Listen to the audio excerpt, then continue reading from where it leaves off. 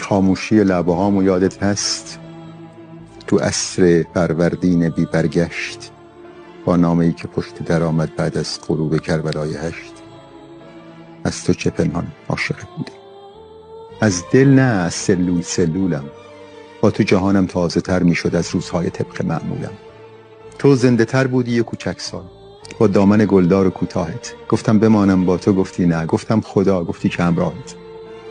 گفتی برو، این کوچه ها فردا شب پرسه های روزگار ماست. دشمن رسیده تا لب اروند، فردا همین ساعت قرار ماست. عشق من و این خاک همراه. خندیدم و دل کندم از دنیا. رفتم که برگردم به آغوشت، رفتم که برگردم به رویاها.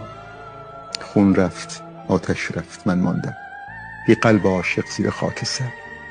عشق تو قطره قطره بیرون زد از چشمهای عاشقم با درد.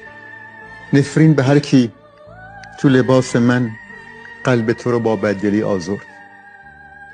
نفرین به دنیایی که خالی شد، نفرین به رویایی که بی من مرد.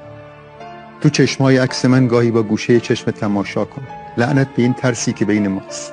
من عاشقت بودم، تو حاشا کن. من عاشقت بودم، تو حاشا کن تا این غبار خسته بنشینه. ما با همین، این رابطه، این عشق بین من و بین تو شیرینه.